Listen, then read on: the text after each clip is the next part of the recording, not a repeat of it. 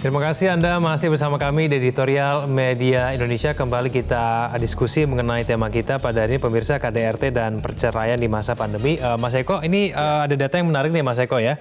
Kalau kita cermati dari BKKBN memang melaporkan pada hasil surveinya dari bulan April sampai bulan Mei 2020 ini ada 95% keluarga yang dilaporkan stres ini terhadap dari 20.000 keluarga yang disurvei.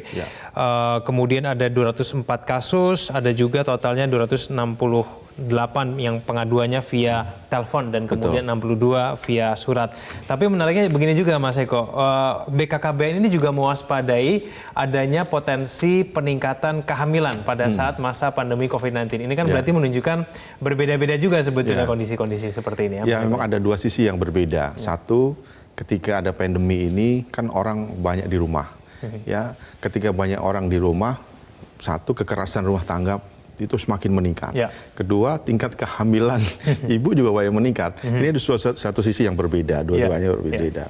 Nah, ketika kekerasan dalam rumah tangga itu kenapa sih? Pemicunya ya saya yang sebutkan tadi. Salah satunya adalah faktor ekonomi. Ketika orang di PHK, dirumahkan, itu kan stres. Ya, ketika stres itu pasti akan melakukan hal yang tidak diinginkan. Salah satunya kekerasan dalam rumah tangga tadi yang dilakukan oleh suami terhadap istrinya. Kemudian ketika di rumah juga terlalu sering ya, kita 24 jam berkumpul, sebulan, 2 bulan. Nah, mungkin juga akan menimbulkan efek yang lain. Salah satunya Igan sebutkan tadi, banyak kehamilan. Ya, tapi kalau kita cermati kan ini pandemi COVID-19 kan belum ada tanda-tanda berakhir begitu ya. Kalau kita cermati dari sisi keseluruhan secara nasional gitu. Meskipun ada beberapa negara, beberapa daerah yang menunjukkan ada penurunan begitu ya jumlah penyebaran, Mas Eko. Apakah ini artinya bahwa hingga beberapa bulan ke depan potensi adanya KDRT dan kemudian perceraian ini bisa kita anggap akan meningkat, Mas Eko? Yang pertama, ketika kita belum tahu sampai kapan corona ini akan berakhir, salah satu jalan yang paling realistis adalah kita berdamai dulu dengan corona. Apa sih maksudnya berdamai itu? Kita harus berdampingan dengan corona, maksud saya begitu. Jadi kita tidak boleh menyerah dan lain-lain, tetap melakukan protokol kesehatan. Itu satu. Kedua, kita juga harus memahami bahwa bukan hanya di Indonesia sekarang, Igan, tapi di seluruh dunia. Ini pandemi ini juga belum berakhir. Bahkan di Cina, di Wuhan yang kemarin sudah melonggarkan lockdown, sekarang sudah mulai lagi ada yang kena, sehingga 11 juta penduduk yang di Wuhan itu dites rapid lagi. Jadi kita belum tahu sampai kapan. Nah, dengan kasus ini sebetulnya inilah saatnya perkawinan itu diuji. Gitu ya. Kalau terlalu banyak di rumah, kan itu sebenarnya kita berkumpul dengan keluarga. Nah, ketika perkawinan diuji, banyak hal terjadi di sana, ya. Bisa jadi ada pertikaian di sana, bisa jadi lebih mesra mungkin, ya. Bisa jadi yang Egan sebutkan tadi, malah tambah anak lagi. Nah, itu persoalan-persoalan yang ditimbulkan oleh kasus-kasus seperti ini. Jadi menurut saya, semua ada baiknya, semua juga ada sisi negatifnya. Tinggal bagaimana kita memilah-milah saja, mensiasati bagaimana menghadapi COVID yang belum tentu kapan ini berakhir. Mas Eko, tapi cara untuk melindungi perempuan dan kemudian anak-anak, ini kan yang menjadi korban kan biasanya perempuan dan juga anak-anaknya, begitu ya, ketika ada KDRT dan juga perceraian. Bagaimana kemudian bisa lembaga-lembaga hukum maupun bantuan-bantuan dari lembaga-lembaga terkait begitu bisa masuk ke dalam ruang privat sebuah keluarga begitu, dan pencegahan sehingga kemudian KDRT ini tidak terjadi dan perceraian ini juga bisa dihindari, Mas Eko? Kalau kita lihat kemarin kan Kementerian Pemberdayaan Perempuan dan Perlindungan Anak kan sudah menyusun protokol soal ini ya, perlindungan anak. Tapi ini kan belum masif. Jadi menurut saya harus setiap hari, ya, setiap saat didengungkan, terus didengungkan agar tidak hanya sebatas teks untuk perlindungan terhadap perempuan dan anak. Jadi harus ada action di sana. Ketika perempuan melakukan suami melakukan kekerasan terhadap perempuan, imbasnya itu banyak. Salah satunya adalah faktor psikis, mental.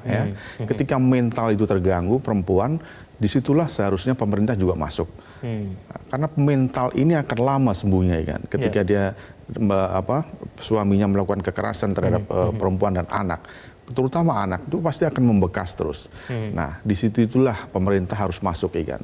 Karena ini persoalan kan kita nggak tahu sampai corona itu kapan berakhir. Ya. Ketika ini semakin panjang, maka persoalan-persoalan KDRT itu besar kemungkinan juga akan semakin panjang. Bukan hanya di Indonesia, tapi juga di dunia. Kalau di dunia, itu yang saya sebutkan tadi, Belgia, Prancis, dan lain-lain itu kekerasan dalam rumah tangga itu banyak faktornya.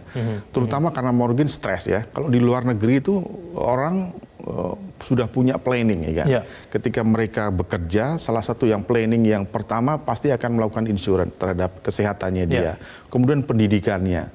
Kemudian yang paling tiga yang menurut saya urgent juga adalah pariwisata. Ya, liburan. Orang luar negeri setahun sekali dia pasti harus liburan.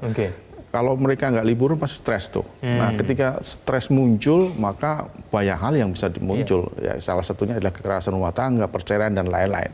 Apalagi sekarang udah nggak mungkin bisa liburan begitu, Mas, ya nggak bisa lagi sebelum masa corona. Tapi mungkin begini, Mas, ini yang menjadi korban dalam KDRT ini mungkin juga enggan melapor kali, Mas.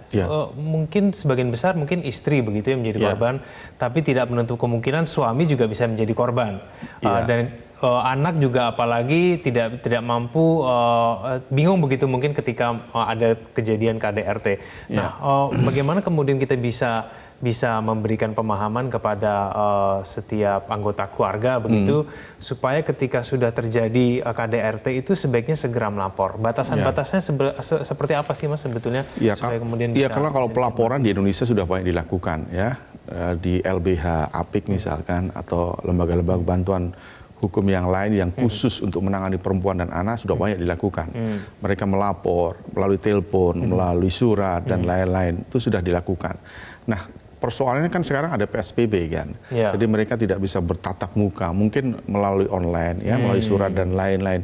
Nah, ini kan belum tentu bisa didamaikan kalau melalui online begini kan. Jadi memang harus bertatap muka, melakukan konsultasi dan lain-lain. Jadi kalau di luar negeri yang sekarang sudah mulai agak dilonggarkan, mungkin bisa melakukan mediasi di sana. Tapi kalau di Indonesia karena PSBB belum bisa karena online. Jadi kita tunggu saja. Mungkin kalau nanti PSBB sudah dilonggarkan, mudah-mudahan mereka yang melakukan gugatan online misalkan, atau misalnya yang lain-lain bisa dimediasi, ya, agar tentu persoalan itu tidak berlarut-larut. Ya kan? Kita jeda kembali, Mas Eko. Pemirsa jangan kemana-mana, kami akan kembali saja berikut ini.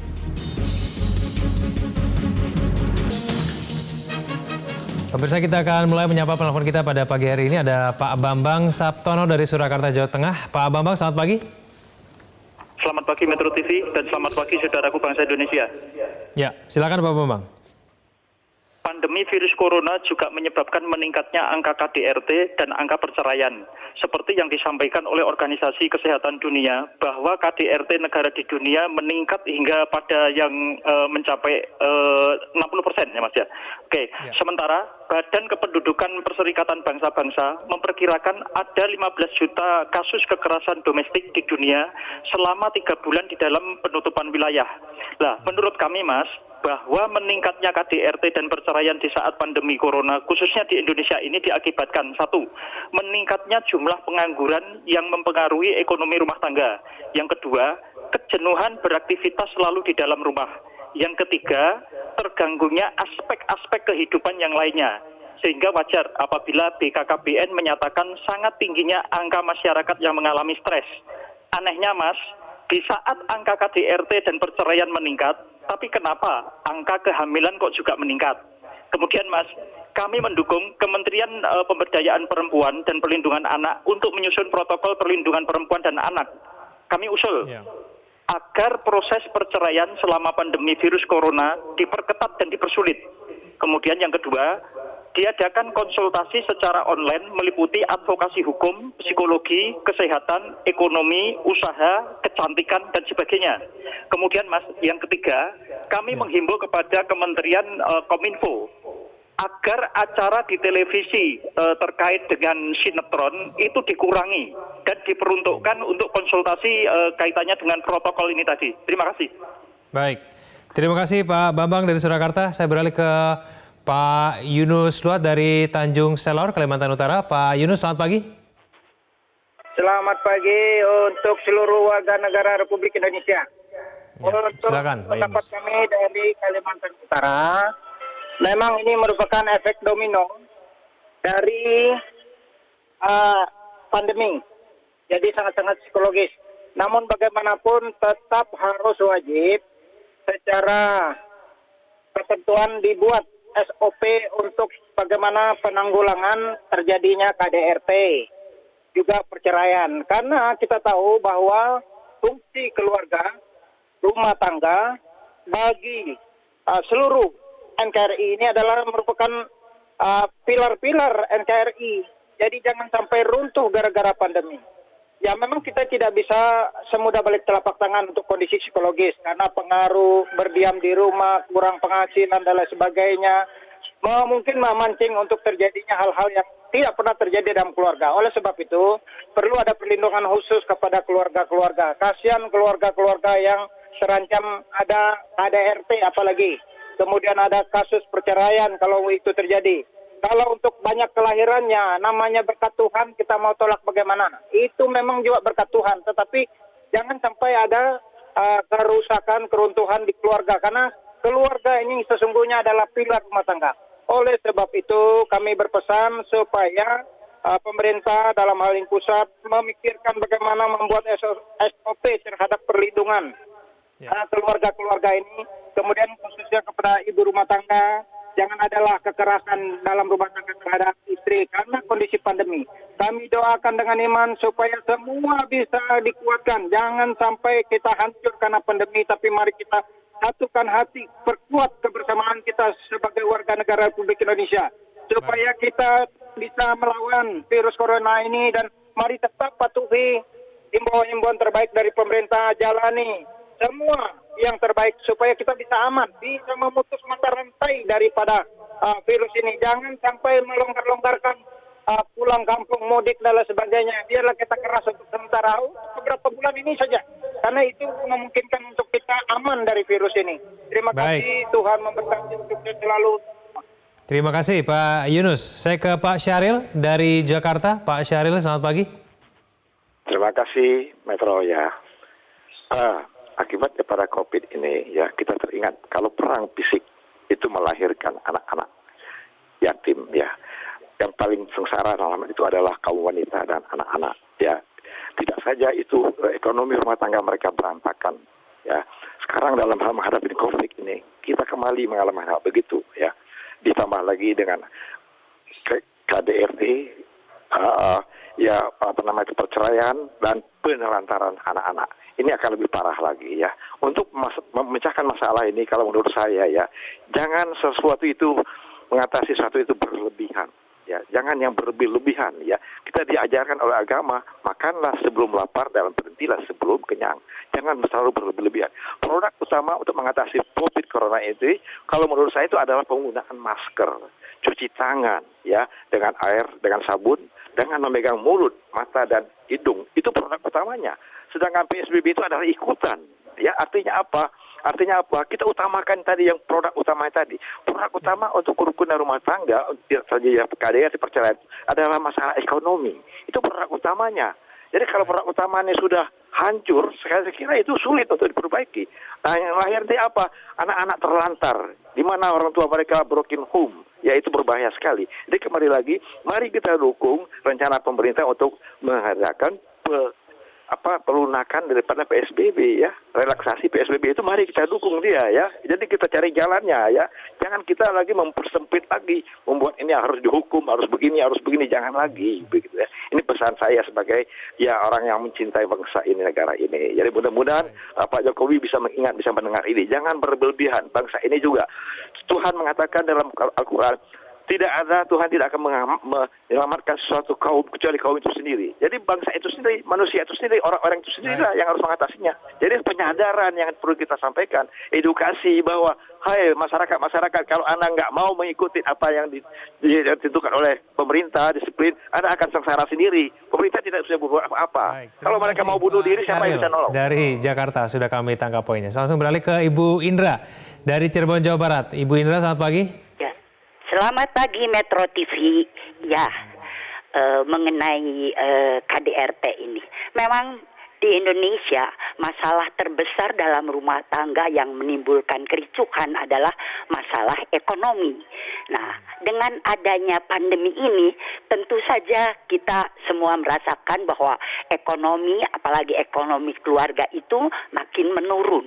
Nah, di samping itu di masyarakat kita ada sudah pepatah yang dikatakan kalau jauh bau bunga, maaf, kalau dekat bau tai gitu. Itu sudah memasyarakat. Nah, dengan adanya itu tentunya KDRT makin tidak terhindarkan. Nah, kalau kita lihat ya masa-masa yang lalu saja isu nasional tentang lembaga hukum dan sosial itu adalah korupsi, narkotik, dan KDRT. Jadi tanpa dilaporkan pun KDRT yang terjadi itu sudah menjadi penanganan pemerintah. Cuma saya lihat di sini alih-alih untuk menangani kekerasan dalam rumah tangga, lembaga-lembaga itu lebih menunjukkan kepada perceraian. Jadi lagi ekonomi yang dibahas. Nanti kalau bercerai dapatnya ini, dapatnya ini, itu yang dituju. Bukannya melanggengkan pernikahan dengan mengatasi KDRT itu. Mungkin dalam hal ini pemerintah perlu untuk memperbaiki lembaga-lembaga itu. Terima kasih. Baik, terima kasih Ibu Indra dari Cirebon, Jawa Barat. Pemirsa, kita akan mulai membahas mengenai pendapat Anda tadi. Kita akan bahas usai jeda. Jangan kemana-mana, tetap bersama kami di Editorial Media Indonesia. Kembali bersama kami di Editorial Media Indonesia. Mas Eko, tadi ada sejumlah usul yang kemudian disampaikan dari penelpon kita pada pagi hari ini. Antara lain, paling tidak acara televisi sinetron dikurangi, lalu kemudian proses perceraian ini diperketat, SOP penanganan KDRT juga harus lebih jelas, begitu ya. Tapi solusi yang paling tepat sebetulnya, Mas Eko, kalau kita cermati mengenai KDRT dan kemudian perceraian ini di pandemi ini kita belum tahu nih kapan berakhirnya. Bagaimana, Mas Eko? Saya ingin mengulangi sebentar. Ketika kita bicara KDRT ya, kekerasan dalam rumah tangga itu kan ada kekerasan fisik, psikis, karena finansial yang sekarang terjadi, kemudian seksual. Nah, yang terjadi sekarang ini adalah kekerasan fisik, psikis, dan karena finansial, ya kan? Nah, ini yang terjadi bukan hanya di Indonesia, tapi di banyak negara. Nah, kalau kita bicara persoalan itu, tentu yang menjadi masalah sekarang adalah pasangannya ya, pasangan dalam rumah tangga itu sekarang sedang diuji. Nah, ketika sedang diuji harusnya ada komitmen bersama untuk menyelamatkan perkawinan itu, untuk membahas itu secara pelan-pelan, tidak secara emosi ya, begitu ya. Ketika suaminya sedang di PHK, sedang tidak mempunyai pekerjaan dan sering di rumah dan sering melakukan pertengkaran di sana, maka keduanya juga harus bisa meredam emosi itu. Istri juga harus bisa melakukan pendekatan yang menurut saya yang manusiawi lah ya kepada suaminya. Nah, ini kan hal-hal yang seperti itu harus segera ditingkatkan agar tidak terjadi menurut saya perceraian. Kalau di Indonesia kan sekarang belum nampak seperti di luar negeri ya.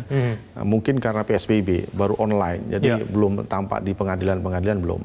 Nah, mudah-mudahan ke depan ketika pandemi ini berakhir ada solusi ya terhadap persoalan ini kan. Tapi apakah memang KDRT perceraian ini tidak terhindarkan, Mas? Apalagi situasi seperti dalam pandemi COVID-19 ini, di mana kemudian ekonomi memang sedang turun, lalu kemudian ada sejumlah kegiatan-kegiatan yang dibatasi, tidak bisa mencari solusi keluar begitu semudah pada waktu normal. Bagaimana, Mas Eko? Dalam psikologi itu ada yang namanya teori frustasi agresi ya. Jadi orang yang frustasi itu biasanya melakukan kompensasinya dengan jalan agresi, kekerasan dan kejahatan. Itu teori klasik lah ya. Kalau kita belajar psikologi ada itu.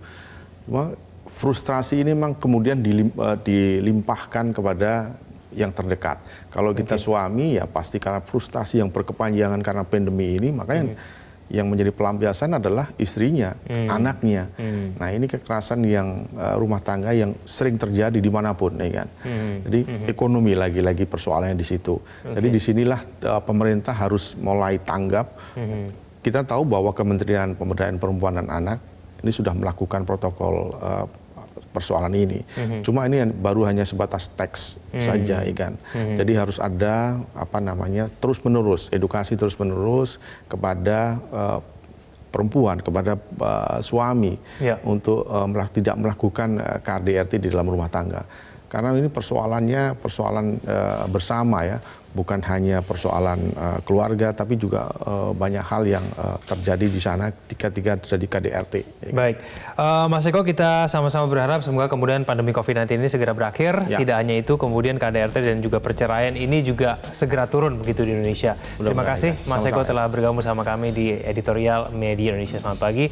Pemirsa, alih-alih hanya mengatasi dampak langsung, pemerintah harus pula memitigasi dampak tak langsung yang menerpa individu dan keluarga. Momentum itu juga tepat.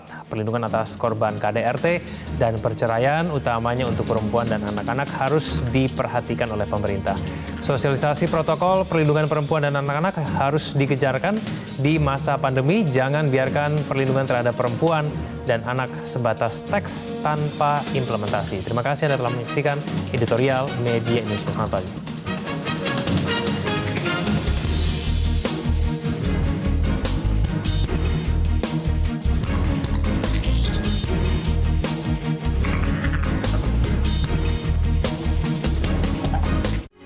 Metro TV, knowledge to elevate.